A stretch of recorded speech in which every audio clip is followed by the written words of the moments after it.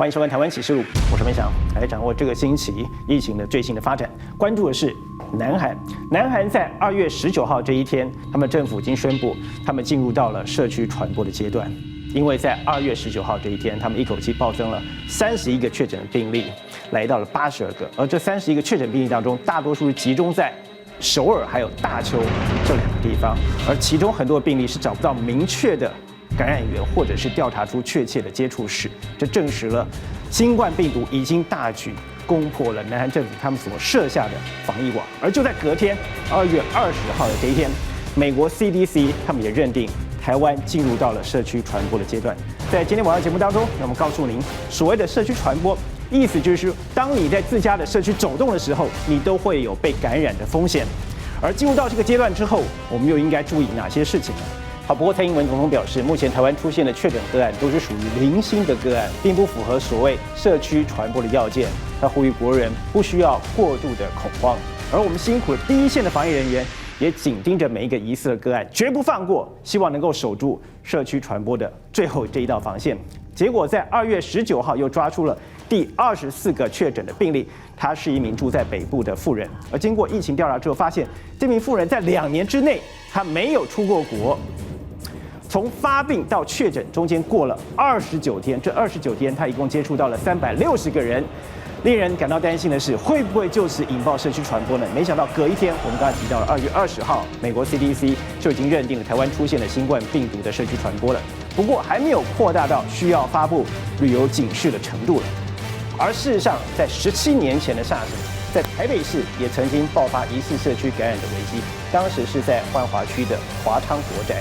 出现了3个确诊死亡的个案，疑似爆发社区感染。那么台北市政府当下立刻下令封锁华昌国宅，而当年的行政院长游锡堃甚至建议，要在万华区对外的联络桥梁以及主要干道设置发烧筛检站，只有没有发烧人，你可以从万华区出来，但是外面的人进不去。简单来说，就是只出不进。首先，我们就来看看最后这一场疑似社区感染的危机，它是如何解除的？还有，我们要如何从17年的经验当中学到什么教训呢？和平勇士，欢迎出列，祝福大家。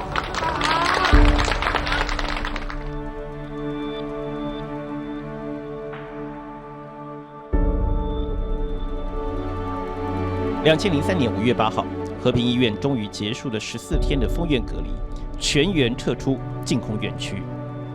台湾已经打赢了抗煞这一场艰难的战役了吗？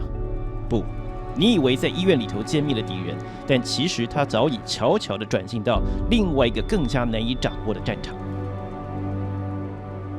台湾今天最大的挑战，到目前为止最大的挑战，就是怎么样阻止第3波的发生。苏益仁忧心忡忡地提出了警告，因为他看到了 SARS 病毒发起第3波攻击，已经在香港活生生上演，从医院一路攻进了社区，让人类防不胜防的攻击路径，也可能在台湾如法炮制吗？因为 SARS， 台北市忠义国小2号中午紧急宣布停课，时间持续到5月16号。目前我们的疑似的是有3位。那我们准备停课到，按照教育局的规定停课14天，所以停课到5月16号。中正、万华、三重、板桥这个区块呢，是有这个社区感染的这个迹象出来。继台北市忠义国小停课之后，位在天母的美国学校也因为有老师疑似感染了 SARS， 宣布提早放暑假，更让全国家长惶惶不安。哥哥的部分呢，他的同学的父母呢是有人在和平医院工作，那么在和平医院封院以后呢，这位同学的父母呢就留在医院里头了，那么这个同学也就进行居家隔离了。忠义国小的感染个案找到了感染源，让大家稍稍松了一口气。但是没想到，紧接着又传出了一名32岁的美容师遭到了确诊。而令人更加担忧的是，他没有出过国，也没有到过和平医院。按照美国的说法，如果说你找不到任何地区性的散布的这个链接的话，他们就会把它相信为是社区性的感染。没有接触史，找不到感染源，类似的个案越来越多。社区感染的警报已经在各地此起彼落响起。齐麦克特别提到了台湾可能出现了社区感染的迹象。One in particular is that SARS patients have been moved to several different locations, several different hospitals around the island. In addition, because the tradition here in Taiwan is that family members come and look after relatives who are sick, the disease has begun to spread into the community. CNN 特派记者吉麦克在报道中同时提到，台湾SARS的确诊病例恐怕比官方公布的数字还要高。世界卫生组织 WHO 已经注意到这个现象，同时已经派员前来台湾协助处理。It's the first time Taiwan has had any formal contact with the World Health Organization in over 30 years. The details of their schedule are being kept confidential.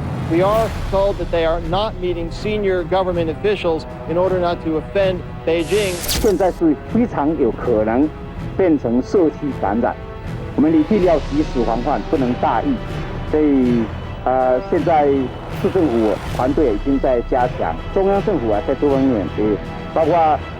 这个整个 SOP 大概今天就说如果社区感染应该怎么办？那这个部分大概今天也会这个完成。行政院长尤锡坤强调，社区感染这道防线绝对要守住，因为一旦失守，后果恐怕不堪设想。眼前的这场社区保卫战已经不分中央不分地方，行政院将尽全力的提供台北市政府所有必要的协助。所以我们现在目前我们的公卫防疫政策最着重的就是要把这个病毒阻绝在境外，尽量不要让它进到台湾的社区感染，因为进到台湾社区感染造成的人传人的影响，再加上这病毒有无症状感染者的特性，可能就会造成这病毒会一发不可收拾。该警觉的呢，警觉不够；不该恐慌的再恐慌。当年台北市长马英九面对病毒大军压境，信心喊话，这一道社区保卫战的命令直接下达给最基层的里长伯，挨家挨户全面备战。那加10倍的水？对，你要加10倍的水，你要得关了去对，给它拍它，然后我们比较会接触人去触摸的地方，像什么电话？你也出电话不？电话嘛会在。我们电话拿起来我们的电话按键，这个电话这个话筒这边个按键，很讲在接啦。台湾有一个好的地方，我觉得可以去运用，因为台湾大部分很多地方除了偏远地区大部分都有诊所和地区医院。那这些诊所和地区医院是懂医学、懂这个就是传染病的，再配合台湾又有另外一个系统叫做民长系统，也就是民政系统。民政系统这些人呢，就是你可以分里长、邻长这样子，所以他是跟民众很接近的。这些人是没有传染病的概念，所以这2个如果可以在社区里面，就可以先规划好，就是万一发生事情的时候，我们要做哪些事情。在政府全力宣导之下，全国总动员，消毒工作在各个角落如火如荼的展开。爬上2层楼高的通风口，清洁人员卖力消毒。我记得那时候 SARS 的时候，因为他有发烧可以筛检，所以我们就会进各大楼前就会量体温。社区防疫已经不是市长或者是这个卫福部部长的事情，必须要从基层来做。社区住户回家量耳温、戴口罩的活动我们社区有6个出入口，含1个车道。那我们现在呢，从今天开始，我们关闭所有的出入口，仅留现在这边大门1个出入口。即使全面的防堵，但最终还是防不胜防。2003年5月7号，刚刚接任行政院 SARS 防治委员会的副召集人李明亮说，台湾出现了6名找不到接触史的 SARS 患者。我们很可能在很短的时间里面会被这个 WHO 跟我们讲说，要到台湾要小心比以前那个更提一步的这种警告都会有可能出现的。李明亮担心的事情还是发生了吗？2003年5月9号，位在台北市万华区大理街的华昌出租国宅，有人发现有1名独居老人在屋内过世了。阮昨下晡是去消毒隔壁15号的，规座上规座中啊消毒啊，因人咧讲那一个味，但有人讲是屎尿鼠，有讲唔是，后来佫就自己也查，就是阮咧追踪白安尼。因为闻到了味道，才发现这位独居老人已经死亡超过了10天。紧接着，在他隔壁的2楼和4楼，又发现了2名独居女性已经死亡。这3位都是疑似 SARS 的通报病例，住在同一个社区。你一旦有社区传播，不是叫社区感染，所谓传播，就这个社区已经出现张三传给李四，李四传给王五这样子的话，那意思就是表示这个社区有病毒了。可是如果说你这个社区已经都有社区传播，你就不知道病毒在哪里了，而且可能你会让大家觉得说，哦，病毒身在哪里不知道，大家会担忧的人就会担忧。居住的住宅位置呢是相当的靠近哦，所以我们是高度的怀疑它是社区感染。台北市政府担心华昌国宅恐怕会爆发类似香港桃大社区的感染事件，立刻下令封锁社区。警方火速的运来了巨马，在大理街160巷的2头拉起了封锁线，所有人员只准进不准出。SARS 那时候叫做严重呼吸道症候群，所以 SARS 的病例是非常严重的，所以当初大家非常担心说这个社区就像中国大陆现在封武汉城一样，比较担心的是它会不会又跑到别的地方去，然后造成雨后春笋，就很多个种子都有病例。大理街160巷23弄，从1号到55号的这区域，我们要进行那么消毒作业管制。最主要的是，我们这边住户有疑似 SARS 的这种病例的发生。就在警方大动作封街封楼的同时间，环保署也紧急支援消毒大队赶到现场，全面喷洒消毒药剂。而卫生局的人员则是身穿隔离衣，全副武装地爬上了楼梯，钻进了过世老人的2楼住家，仔细地调查老人最近曾经去过哪些地方，见过哪些人。对面2楼阳台的老阿嬷看着这一切仿佛电影场景的画面在眼前上演，她忍不住捂住嘴巴，无助地啜泣。进去就不能出来了哈。隔离14天，工作会丢掉。他不肯用啊！我就是3号听他送回出他楼上而已啊，我们都有买消毒叫人家消毒。哎，3号啊，他那个唔知偌久就烧啊死在内底啊，厝边都唔敢讲啊，藏在内底啊，要害死别人哦。真的要死自己去死啊，不要怪别人啊！那我就不要回去，我不要踏进去就没事啊，因为还没戏啊，我不要回来嘛，我进去就不能出来，我这个月就不能结婚了没。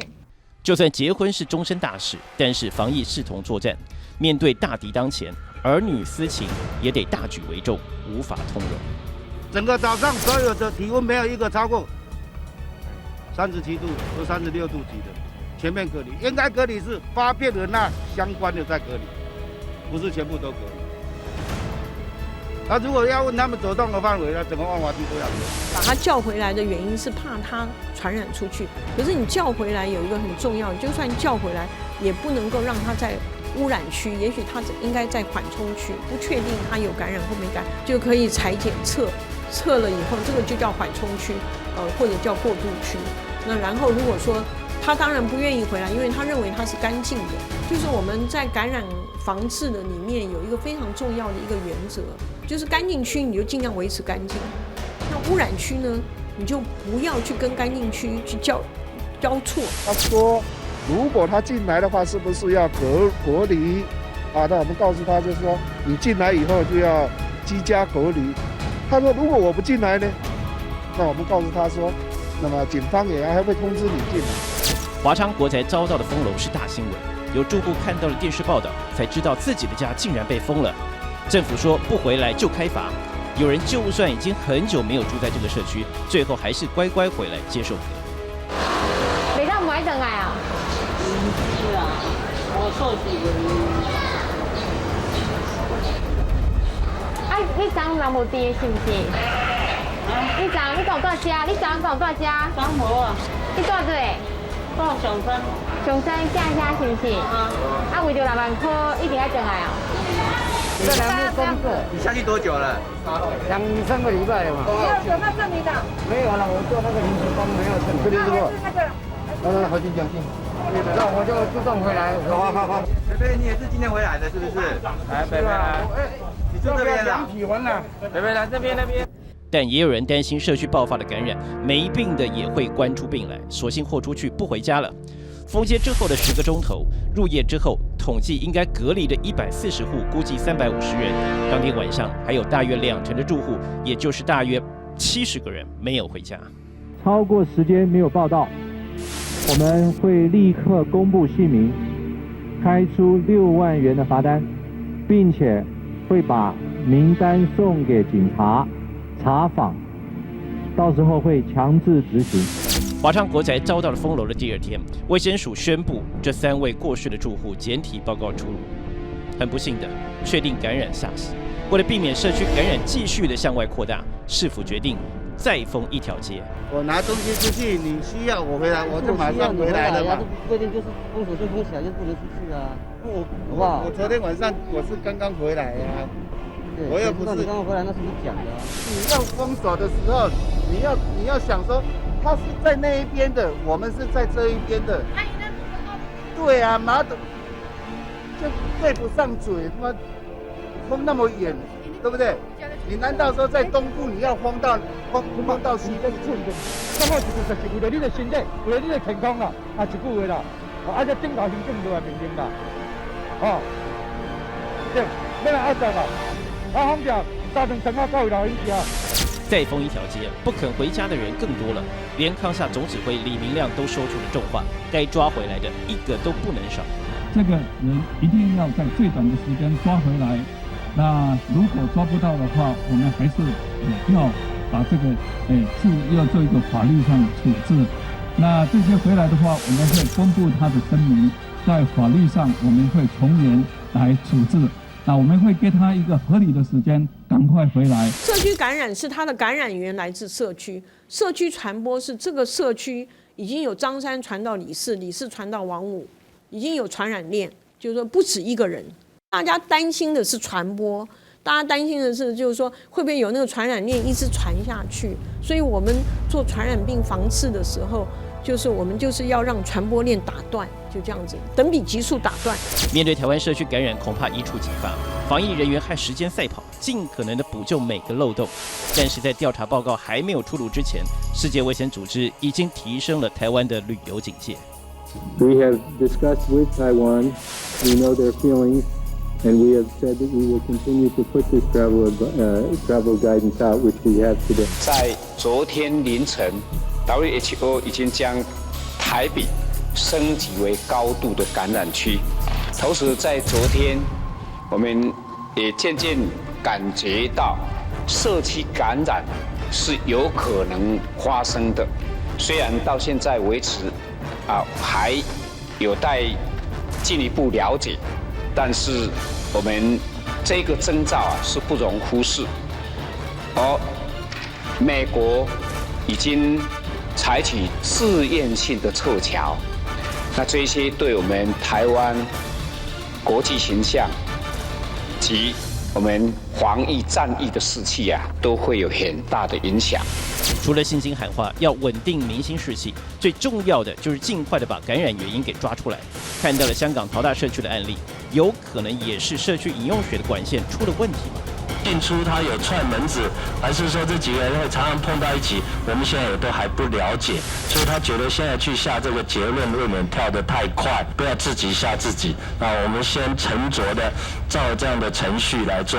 那么这一点，我听的这几位专家都非常清楚、很镇定的告诉我这样一个情形。真的，如果说爆发这些东西，你是真的是要知道谁是感染源。或是感染源在哪里？还有就是说可能会污染的区在哪里？要找出感染源。香港那个桃大花园就是找它的感染源。当然后来他们就找到了，就发现其实跟他们的水管线还有通风设备这些是有关系的。第一时间到这里来，主要就是由我们的同仁要到里面去做采样的工作，同时要检查这个环境。我们需要对这个环境中间的医疗废弃物、环境的消毒，以及他们饮用水、污水感染的情形，做一个通盘的了解。作为整个这个地区里面，我们要来做环境清理、环境消毒的一个很重要的依据。环保署采样人员一共采集了19个饮用水的样本，不过在化验结果还没出炉之前，竟然有媒体抢先披露了独家消息。因为有平面媒体报道华昌国宅因为水污染爆发社区感染，让李明亮忍不住发飙。你们查核一下嘛，你们这么大的标题，这个引起社会恐慌这么大的标题就这么出来了。李明亮强调，如果是官员讲错将会处罚，如果是媒体错误报道将会提出法律告诉。恐慌的气氛弥漫在万华区，街上人车稀稀落落，就连香火鼎盛的龙山寺、人声鼎沸的华西街夜市也显得异常冷清。令人担心的是，这已经是最糟糕的局面了。在各个路口来做一些发烧的检疫发烧的量体温量体温站主出不入。换句话说，从万华区要出去的，那就来量体温。我觉得它也不是封啊，我觉得它主要是去减少那个，它主要是怕那个因为交通的关系而造成更多的传播，应该是这么说。其实我觉得我们有的时候用什么封城啊，什么都，我觉得那个一听呢，就是把大家吓得要死，其实就是交通管制了。所以它其实就是防止传播啦，从一个地方传播到另外一个地方去了。只出不入，只要健康没发烧的都可以出来，而这不就等于是要把所有疑似感染 SARS 生病的人，通通关在万华区吗？游锡堃听到了封城封区的疑虑，赶紧的做出澄清和说明。它事实上跟封城或者封区还是有一段距离。它就是像我们刚才进来要这个洗手，还有量体温，我们会尊重这个台北市。我们非常欢迎，也非常感谢尤院长愿意动员军方的人力帮我们来做这一件事情。但是封街或者是类似的行动，我们会担心交通冲击太大。好，我们刚刚看到这是当年 SARS 期间台北市疑似爆发社区感染的案例。那么金老师，此时此刻我们可以做好哪些准备呢？因为这个病毒第一个就是说它的传染性太高了，那它现在已经非常适应人了，然后人会人传人，而且第二个它可以在就是说潜伏期的时候就可以传染给别人。社区感染是 sooner or later 就迟早会发生的。如果一聚集了，病毒跟病毒在一起，它就很容易做择选。就我们就说像达尔文说优胜劣败，所以它就会就繁殖力高的那个病毒，传播力强的那个病毒就会被选择出来。那所以将来后面的疫情就更难控制。那我个人认为说，就目前来说，台湾的民众对这次的防疫的警觉度还蛮高的，所以即使社区感染，台湾应该是不会那么大量的社区感染。可是台湾有一点要注意的，就是在人口密集度高的地方，就我们台北也好，或者是其他大都会区，那人口密集度相当高的地方，就是你会发生这种外面的病毒进来的这个几率就会比较高。就举例来说，台北市就有必要，因为台北市是一个大都会地区，台北市就有必要。你反正乡下反而很简单，因为乡下的人跟人的距离都很远。如果说真的发生事情的时候，就像你刚刚所说的，那个感染者要放到哪里？因为你放到哪里，民众都会很忧虑啊。如果量很大的话，而且要去考虑量是100、200、300，那你各要收容在哪里？那这个收容的单位是不是要有电风扇啊，等等通风设备啊，等等，然后谁送餐啊，对不对？好，那这些人力的规划就要放进去了。你这个东西的影响层面就很大了。你这么多人，他不去上班吗？不去上学吗？对不对？所以你那个考虑就相当多了。每一个人他都可以有他自己可以尽自己的一个责任，减少到传播。我觉得这一点一定要教。碰过任何公众的把手、电开关或者是的电扶梯或那些，你就是要擦，甚至你去摸以前也要洗。那你这样你就减少传播了。好，老师的意思呢，就是说，如果每一个人呢，每一个社区都从自己做好防护，不要让自己成为是病毒的传播者，那么人传人这一条传播链就会被打断。所以，防疫指挥中心才会不断的呼吁大家，勤洗手比戴口罩重要太多了。当年台北市长马英九最后并没有接受中央的建议，在封戒5天之后，终于传来了好消息。我们已经证明这个没有社区感染，我们3个病人都可以追踪他到哪里去。那我们结构已经检查好了，没有这个排水管的问题，因此呢，我们就可以把这个解除。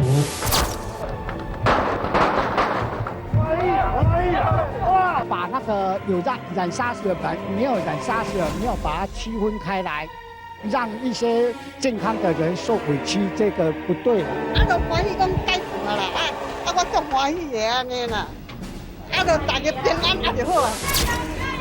谢谢你们，谢谢。大致上来讲，当初的目标都达到了，但是现在的住宿才列为 C 级的。C 级就是说，他要一天至少量3次体温，同时也要戴口罩，他可以出来活动。我想经过这样的一些演练啊，大家都在学习。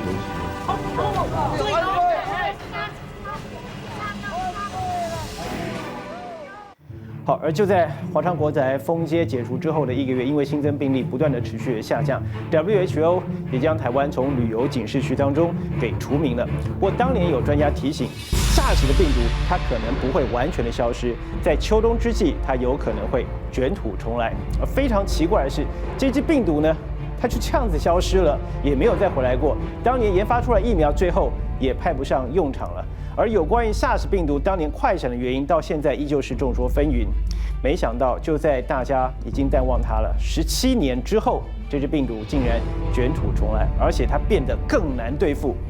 各位看到，这个就是它在电子显微镜下的样子，而突出物看起来像皇冠，所以这类的病毒就被叫做是冠状病毒。而事实上，冠状病毒有一个特性就是善变，就是因为它的基因是 RNA 在复制的过程当中，它是特别容易出差错的，所以会不断的变异出新的病毒。好，所以冠状病毒之父赖教授告诉我们，经过他的研究，他发现新冠病毒很有可能就是当年 SARS 病毒的兄弟姐妹，不过它变得更加狡猾，更加的聪明。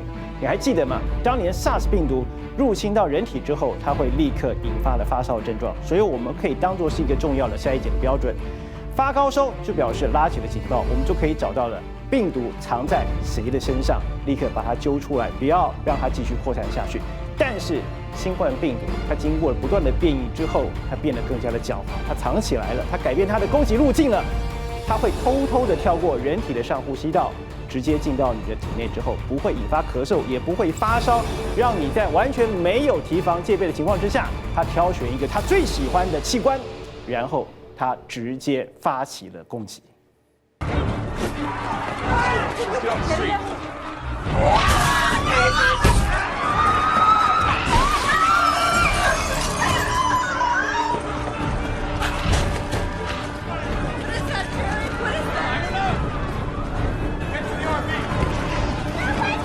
Here comes the number 12 train.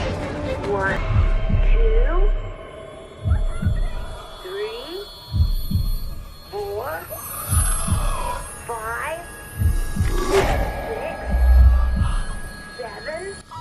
好莱坞这部经典丧尸电影中，病毒肆虐全球，只要被带原者咬伤一口，短短12秒内，原本好好的一个人瞬间变成活僵尸，全世界陷入一片恐慌。It has spread to all corners of the globe. The question that we've got to address is, what the hell is it? About 5% of the population aren't affected It is immediately. viral. It has to be viral. There is no plausible alternative. And like any virus, once we find its origin, we can develop a vaccine. That's Dr. Fassbach, virologist from Harvard. The analogy I keep coming back to is Spanish flu. 饰演前联合国调查员的男主角布莱德比特，跟着一名哈佛大学病毒学博士，要找出病毒源头。而现实生活中，这一位被学界尊称为冠状病毒之父的赖明照，当初在2003年台湾爆发 SARS 疫情时，从美国返台担任中研院副院长，主导国家计划，让外界在第一时间就得知 SARS 病毒从何而来。就像电影中的病毒会不断突变一样，冠状病毒同样具有这项特性。它是寄生的微生物，它一定要靠宿主去提供它去复制的这些酵素啊等等啊，它才可以做它的下一代子代。它容易突变，对，容易突变，所以才可以适应下一个宿主啊。它有 A 宿主到 B 宿主，它可以适应下一个宿主。它是因环境去突变的。我们病毒学家去研究病毒。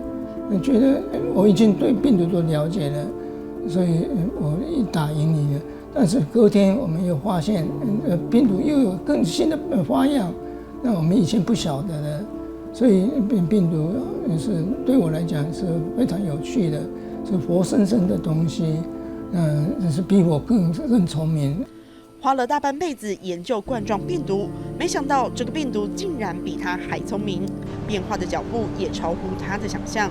赖明照说，早期研究冠状病毒时，它只会引起一般的伤风感冒，没想到到了2002年，这个冠状病毒竟然变异到引发严重的 SARS， 全球774人因此丧命。On day 1, there were 2 people, and then 4, and then 16. In 3 months, it's 1 billion. That's where we're headed. 以前在 SARS 的时候，人家常常问我说，SARS 会不会再回来？我说是很可能，很有可能。但是现在这一次再来的这个 SARS 的亲戚，SARS 的小弟，感觉好像比 SARS 更狡猾，就是它的致死率不高，但是它传染能力似乎更强。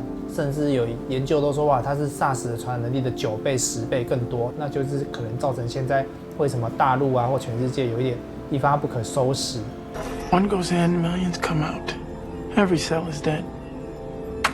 Now we see them individually, searching for the next victim, till there's nothing left to kill. Mark this day, Saul. We could spend our whole careers waiting to see a new virus. 就跟电影中描述的一样，病毒仿佛是名连续杀人犯，而引起武汉肺炎的新型冠状病毒更是 SARS 的2.0版。不止传染能力强，它的犯罪手法比过去更细致、更高明，可能在不知不觉中侵犯你的身体。它有一个特性，就是它在感染的过程中呢，它会偷偷的经过你的上呼吸道，然后呢没有很明显的症状。然后主要侵犯以下呼吸道为主。什么叫上呼吸道症状？就是我们讲的鼻塞啊、流鼻水，或者是喉咙痛，大概都在1成或不到1成。意思说有8、9成的人呢是没有上呼吸道症状，他可能一开始表现呢是发烧，接下来就咳嗽就喘了。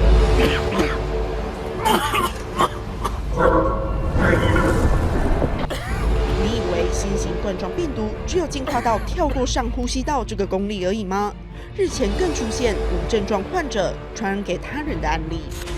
虽然他的儿子一直都没有症状，一直都没有症，到现在也是一样，都没有症状，但是我们采检，是阳性。台湾首例无症状感染者就是之前飞往意大利旅游的一家4口，爸爸妈妈、大儿子都确诊，一直没有症状的小儿子居然也染上武汉肺炎。以前的 SARS、MERS 也是几乎都会有症状，但是这边的这个新型冠状病毒，它就很特别，是它大概会有2成的人是不会发烧的，甚至到1成，接近1成的人是没有症状的。免疫力够强的人，他可能没有症状，可是他还是带病的。而这层无症状的人，就可能成为我们常见的一个超级传播者。而先前在新加坡出席国际会议被感染的53岁英国商人沃尔什，因为一口气传染了11人，被形容是超级传播者。豪华邮轮钻石公主号爆发武汉肺炎群聚感染，在先前已经传出超过200名乘客船员确诊感染，其中还有10人以上属于重症病患。在茫茫人海中要揪出隐身在人群中的毒王，谈何容易？17年前爆发的 SARS 还能透过发烧筛检当作确诊指标，但这个新型冠状病毒进阶到连发烧的症状都没有，仿佛能借刀杀人般杀人于无形。更可怕的是，它的传播方式还不只是过去常见的飞沫传染。目前可以确定的新型冠状病毒感染的这个肺炎传播途径呢，主要有3种：直接传播、气溶胶传播和接触传播。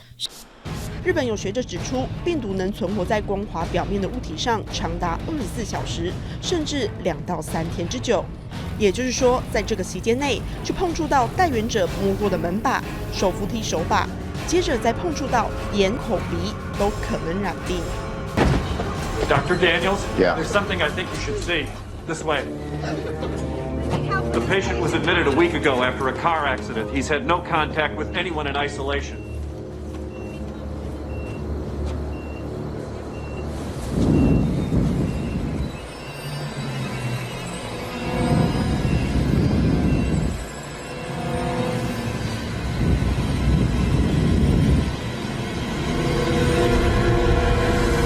其实空气传染哦，无论是飞沫传染或者是气溶胶传染，都包含在空气传染里面。大力一点的叫飞沫，小力一点就是变气溶胶，它其实就是气雾的代名词的名词哦。中文台湾哦叫做气胶，然后大陆叫做气溶胶。其实它指的就是小于10微米，100到10微米这么小的一个悬浮微粒，然后可能有带有水，然后在空气中漂浮。Okay. It's transmission. 因为气溶胶呢，它在空中呢可以停留到几十分钟，或者到半小时，或者到好几个小时，随着它颗粒的大小，甚至它颗粒小到1微米以下呢，能在空中停留到快1天。如果0.1微米以下呢，几乎可以停留好几天。所以它为什么大家会很紧张的是，假如大陆它真的说是气溶胶传染的话，那它的传播能力就不会是短短只有1-2公尺这么近，它可能是我今天在这边一直讲话喷出气溶胶，现在整个房间方圆5公尺、10公尺的人都有被传染的风险，这样子会造成大家的恐慌，所以他们才会说哇，你要拿出更多证据。史上传染力最强的冠状病毒看似完美，难道真的拿它一点办法也没有吗？ Yeah, we're gonna find something. Mother Nature is a serial killer. No one's better, more creative. Like all serial killers, she can't help the urge to want to get caught. And what good are all those brilliant crimes if no one takes the credit? So she leaves crumbs. Now the hard part, while you spend a decade in school, is seeing the crumbs for the clues they are. 就像电影中说的，生物科学家们都想抽丝剥茧，找出病毒的弱点，给它致命一击。因为我们知道这不是冠状病毒怕热而已啊，其实所有的病毒都怕热，所以大部分的病毒感染都会在夏天变好，就是这个原因。因为病毒本身，这个冠状病毒它在天气冷的环境之下呢，冬天呢，它可能可以存活2到3天。假如它在光滑的表面啊，也没有人喷酒精，也没有人去杀毒消菌或怎样，它就是可以存活这么久。但是如果到了天气变热了，它可能就只剩下几小时的寿命。好，从过去的经验看来，我们都以为病毒一定很怕热，所以等到夏天到了，所有病毒就会自己死翘翘。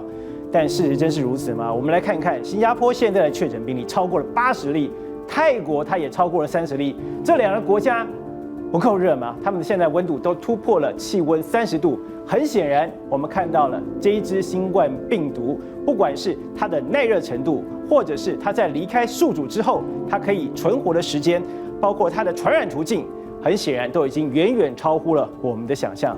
难道大自然界已经进化出所谓完美的物种了吗？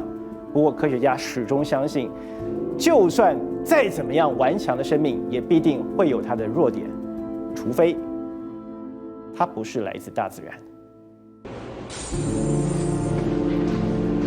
有印度科学家发现，武汉肺炎病毒被插入了 HIV 艾滋病毒特征，显得相当不寻常。还有不少权威认为也提到，新型冠状病毒基因序列被改造，不仅是基因序列，就连造成的症状也跟以往不同。不少人怀疑武汉肺炎其实是生化武器。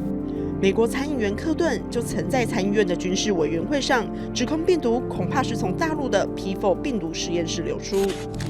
The Lancet published a study last weekend demonstrating that of the original 40 cases, 14 of them had no contact with the seafood market, including patient 0.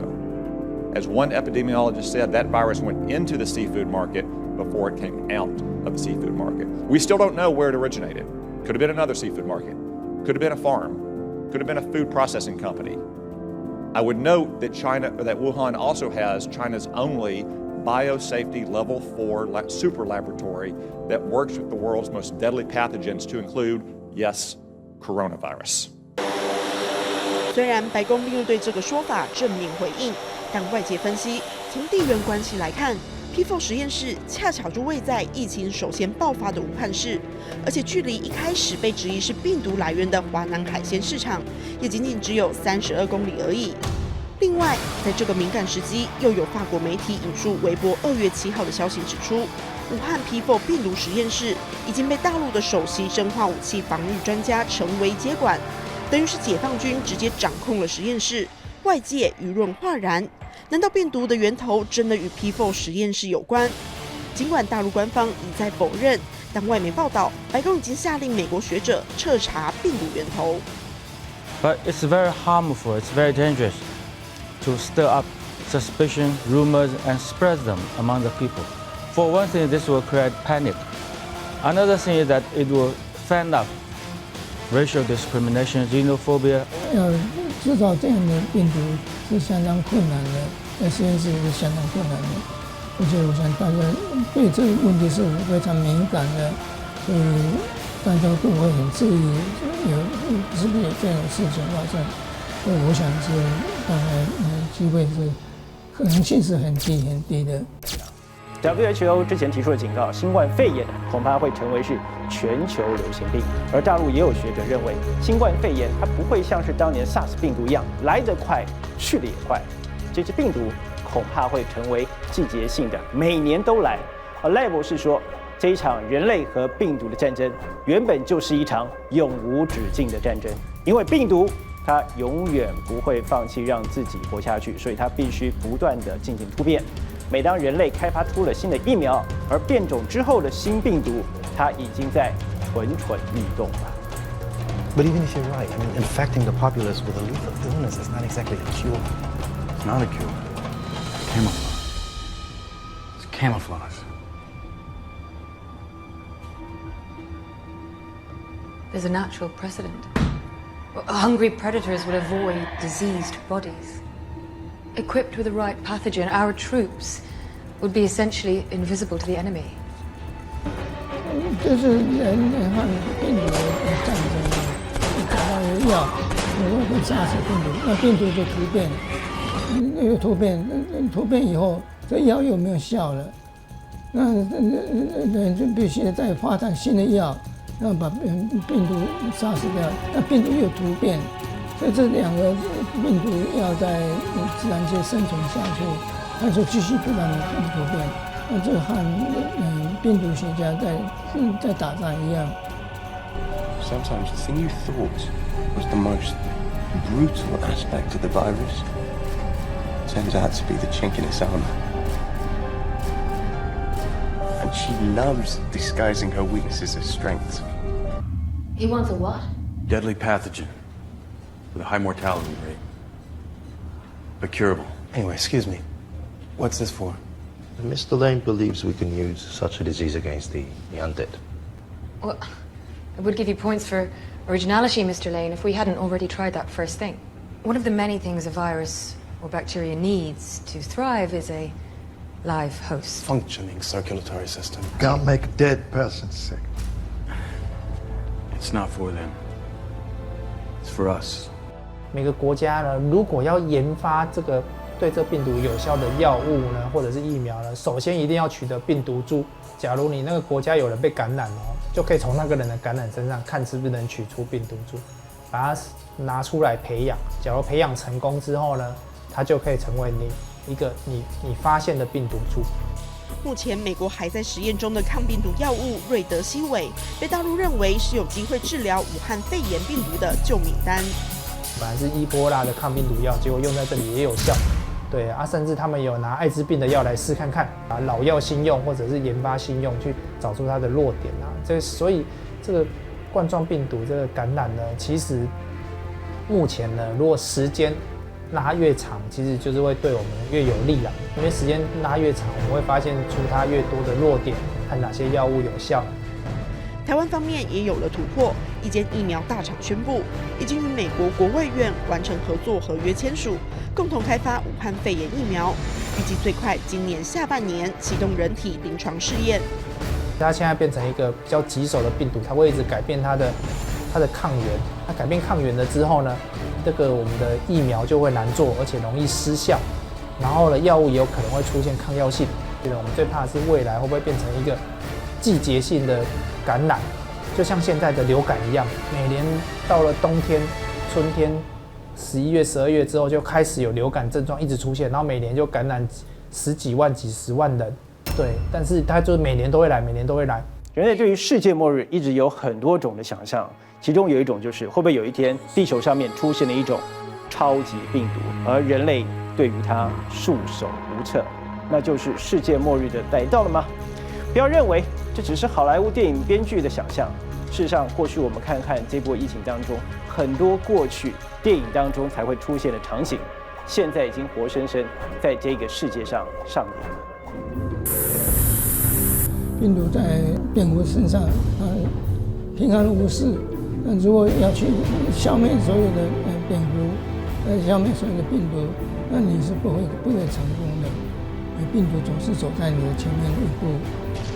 预言家曾经说过，造成世界末日的3大危机，除了 AI、外星人，另一个就是超级病毒。不要以为人类差点灭绝的情况没有发生过，早在1918年发生的西班牙流感就曾造成全球5亿人感染，等于全世界有1/3的人口都染上这致命的病毒。更可怕的是，至少有5000万人死亡，比第1次世界大战的死亡人数1700万还要多。新型病毒仿佛就像是看不见的敌人，人类与它作战了100多年，从未停歇。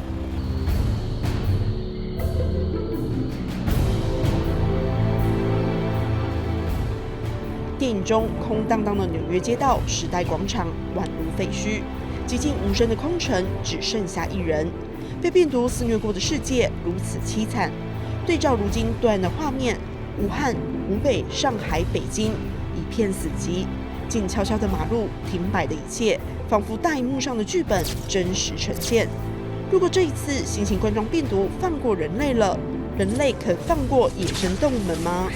当一个病毒它可以感染很多种宿主的时候，你对它的流行病学的了解就要知道这个病毒在它的生态，它的病毒在自然界的生态它是怎么个循环，怎么个生生不息下去，然后在那个自然界你怎么人不要去闯进去它的这个病毒的循环的生态，就好像说美国东部有那个莱姆病，那莱姆病就因为它砍伐那个森林，然后那些那个长颈鹿啊等等啊那些动物，那些传染病就会到人身上。感谢您收看今天台湾启示录，我是梅翔，我们再回来。